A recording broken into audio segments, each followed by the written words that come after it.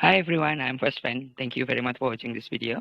Makasih buat teman-teman yang masih berada di sini untuk belajar bareng dengan saya untuk mampu analisa mandiri. Dan juga kalau yang trading butuh rekomendasi, saya nggak pernah kasih rekomendasi, saya bantu untuk Anda bisa mampu analisa mandiri. Oke, ada 7 saham yang coba saya perhatikan menarik posisinya karena yang lain udah pada naik, dia baru akan naik.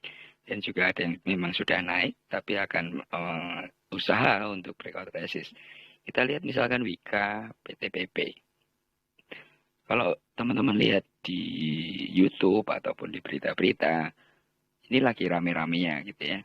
Karena barusan dapat berapa kontra ataupun juga dapat tender dan juga mungkin ada laporan keuangan. Nah, kemudian nanti kita lihat Pawon. MPMX posisinya sih sedang akan breakout. Dan sudah sempat breakout hari ini seingat saya. Kemudian LSIP juga sempat ada yang bahas dan cukup menarik gimana cara cuannya. Kemudian kita nanti lihat buka. Buka ini juga menarik. Nah, biasanya rame gitu. Orang masih ngajunya ke Goto pasti ya. Dan ada BRMS yang sudah mulai nongol-nongol signal dan mulai bergerak naik. Oke, sebelumnya saya cuma ingin ingatin kalau teman-teman pengen belajar untuk mampu analisa mandiri, silahkan chat di Telegram @fastfan. Nanti saya coba akan bantu Anda untuk mampu analisa mandiri. Saya coba dampingin sampai dengan betul-betul mandiri gitu ya. Dan kalau Anda butuh buku-buku saya, ada di Google Playbook, Anda bisa ketik Fastfan. Di sana akan nongol beberapa buku. Salah satunya adalah Simple Indikator Analysis, kemudian untuk scalping juga ada. Dan kalau yang suka kripto, Anda bisa baca buku Crypto Fast. Oke, kita langsung masuk bahasan kita. Wika posisinya cukup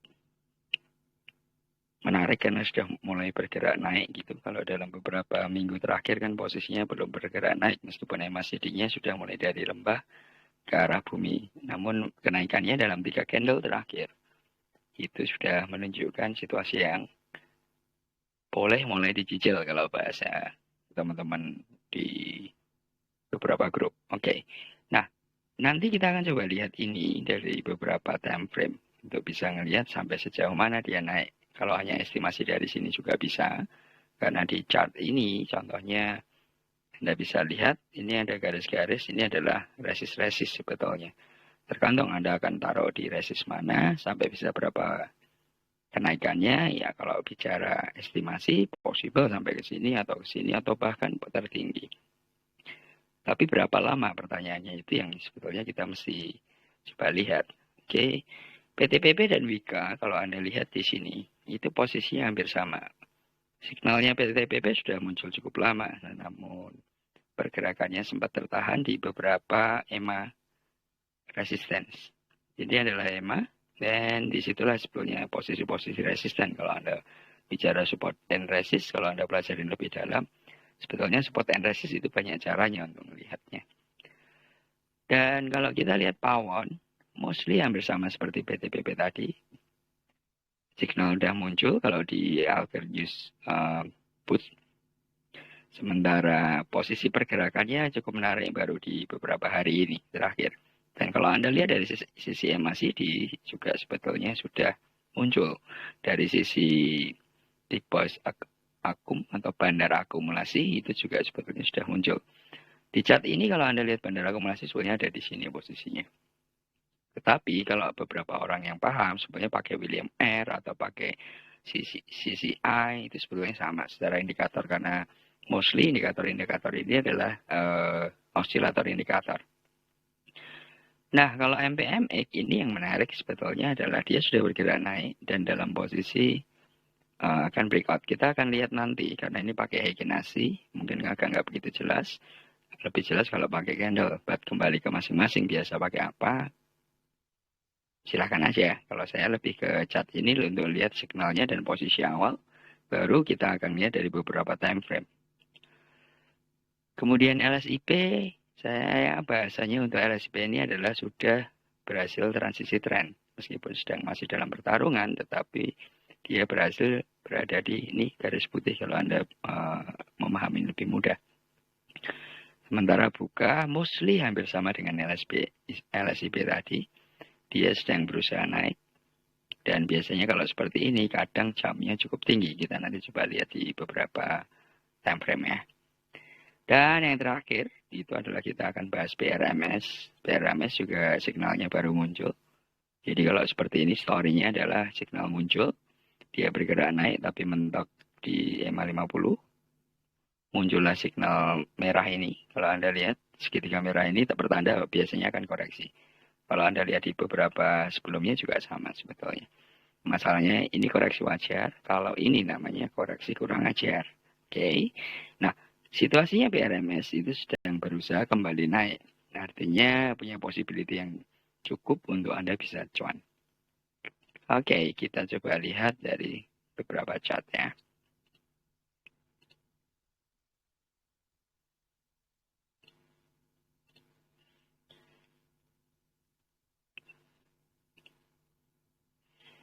Pertama kita lihat Wika secara weekly dulu. Kenapa secara weekly? Agar kita bisa melihat lebih panjang.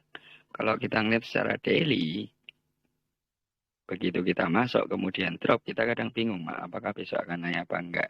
Jadi kalau secara weekly, paling enggak rentang berpikir kita adalah 5 hari dalam konteks saham di Indonesia. That's really different kalau kita melihat untuk koin ataupun si forex. Nah, secara weekly, kalau saat ini posisinya adalah sedang berupaya untuk nembus middle Bollinger.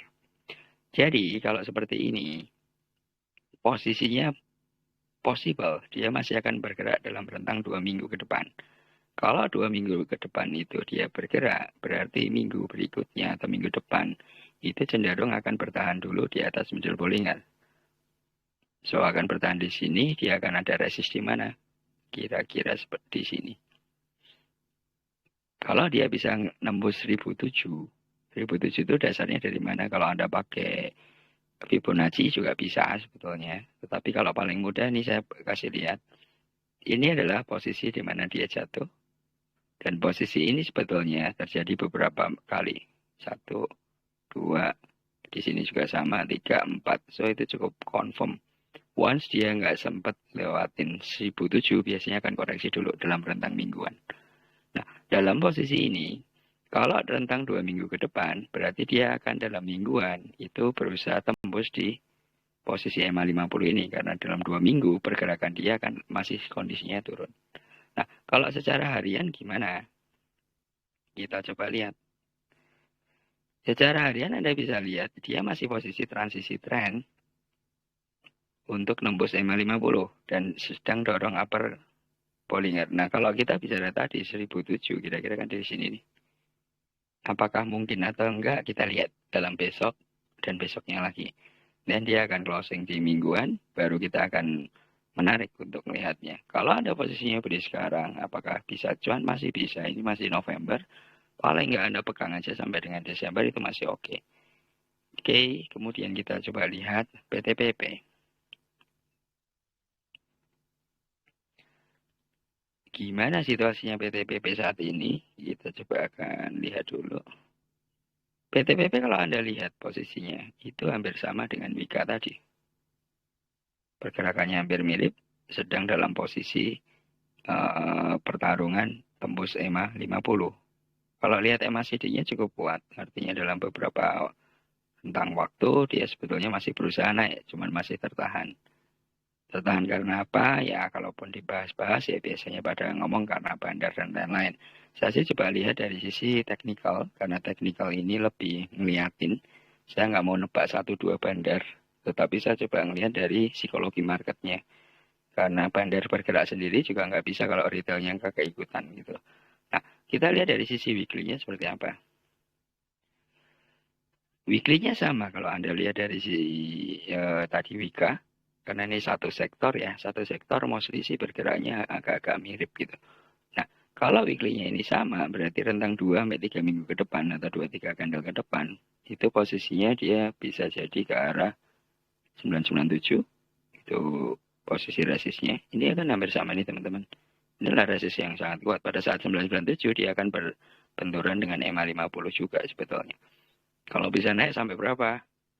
Di sini. Ini adalah cara sederhana untuk Anda melihat di luar teori-teori umum yang ada.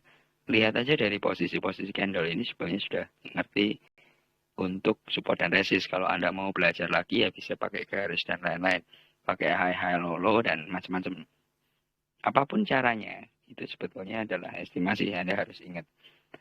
Oke, ini adalah PTPP. Kalau Anda beli sekarang, masih possible. Cicil dari sekarang masih possible. Paling nggak rentang 2-3 minggu, dan itu berkaitan dengan posisi MACD-nya juga. Kalau kita estimate posisi MACD rentang 2-3 minggu, possible untuk golden cross kalau lihat posisi ini. Karena dia udah mulai melengkung dan segera akan nempel ke bumi. Pada saat golden cross, biasanya itu posisinya candle itu akan nempel di upper Bollinger. Ini seperti ini. Atau seperti ini nih. Pada dia golden cross awal, dia nempel upper Bollinger. Masalah kuat atau enggak, itu tergantung situasionalnya. Oke, itu PTPP, dan kita coba lihat pawon.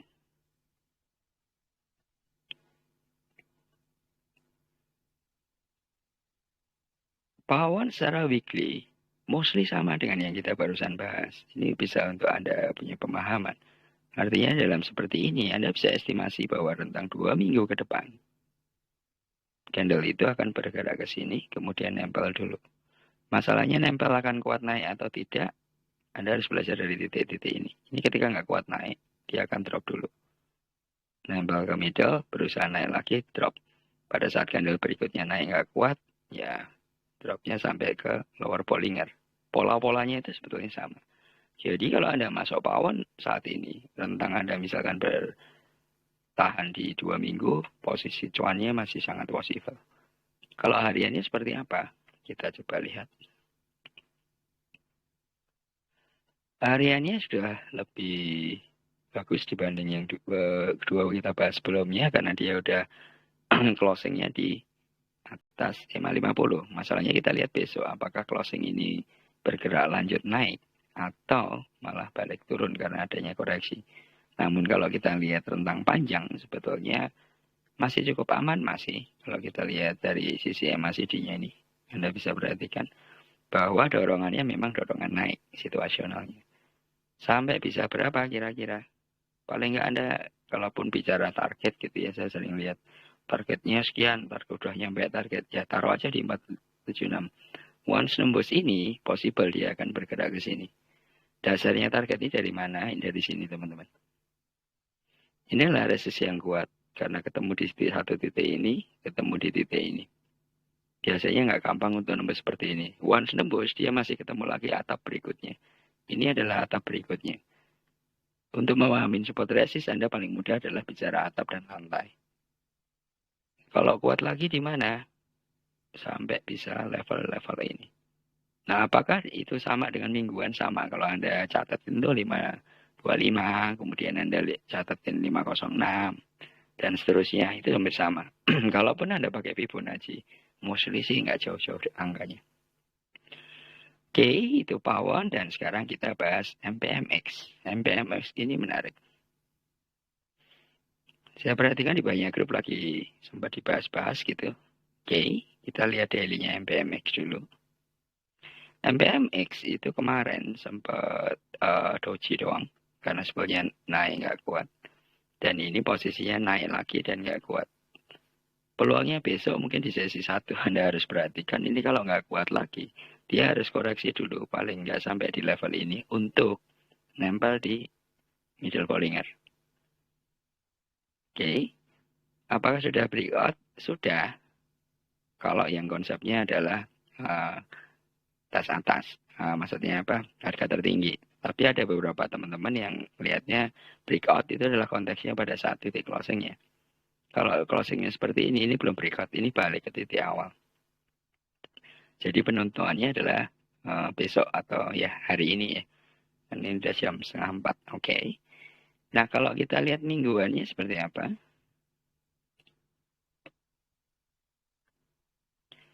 Kalau lihat mingguannya, kalau Anda pegang MPMX ini, itu baru bergerak. Anda perhatikan MACD-nya, baru satu balok di atas bumi.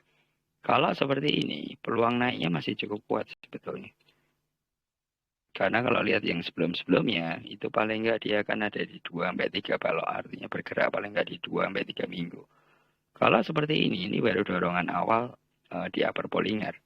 Berarti posisinya masih kuat naik Om. Oh, sangat masih kuat. Dan bisa kalau dia jam dalam rentang seminggu, larinya ke arah mana? Bisa ke arah ini. Step pertama, 1158.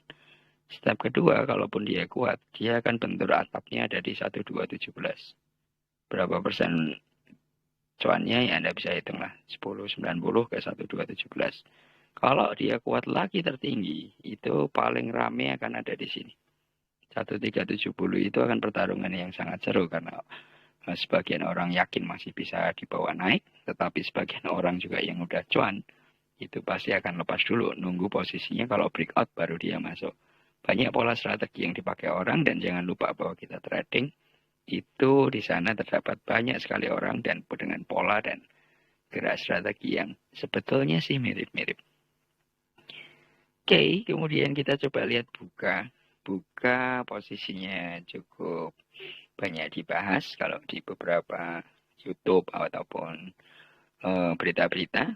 Posisinya buka secara mingguan dulu. Itu masih berusaha untuk naik. Oke.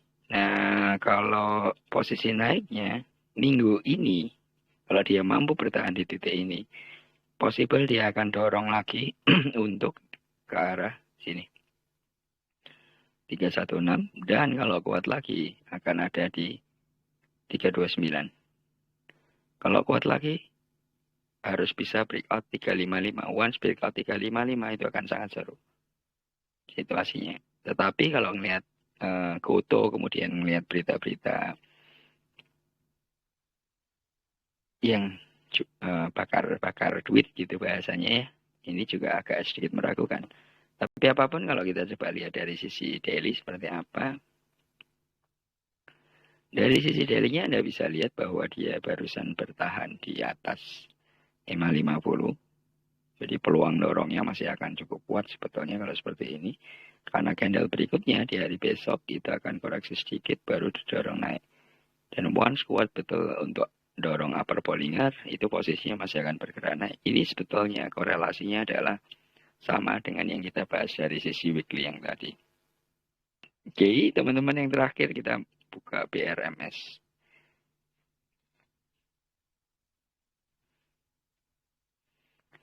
Kalau Anda lihat BRMS, mostly yang aku pilih kali ini situasinya mirip gitu ya.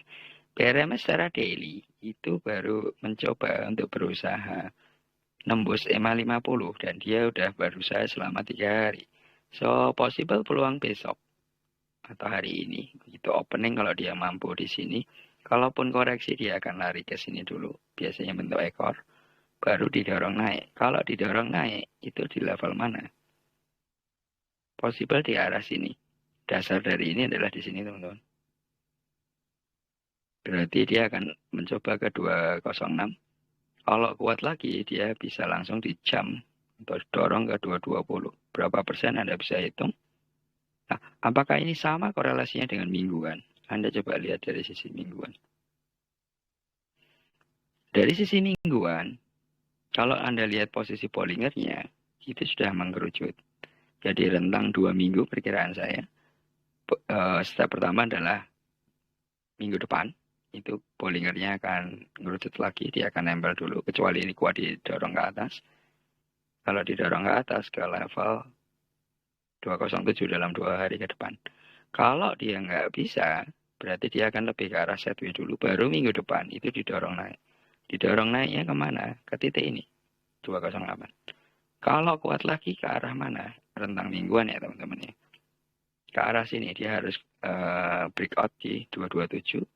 Once dia kuat, maka step berikutnya akan ada di titik ini. Anda bisa gunakan Fibonacci boleh. Anda gunakan metode spot rest apapun, ini prinsipnya sama. Oke, kalau Anda beli sekarang berarti atau besok dan Anda bertahan, possible itu masih bergerak naik. Nah, kalau orang sering tanya sih, cut loss-nya ada di mana, Om? Kalau cut loss sih sebetulnya bergantung kalian punya keyakinan dan kerelaan ya. Kalau aman, kalau secara weekly ya ada di ini 166. Kalau pasang ya di 160-an kira-kira. Jadi kalau pas drop ya nggak terlalu ini, tetapi berapa persen balik lagi ke kerelaan Anda. Karena bisa tiap orang itu akan beda-beda. Oke, ini yang bahasan kita kali ini. Thank you very much for watching this video.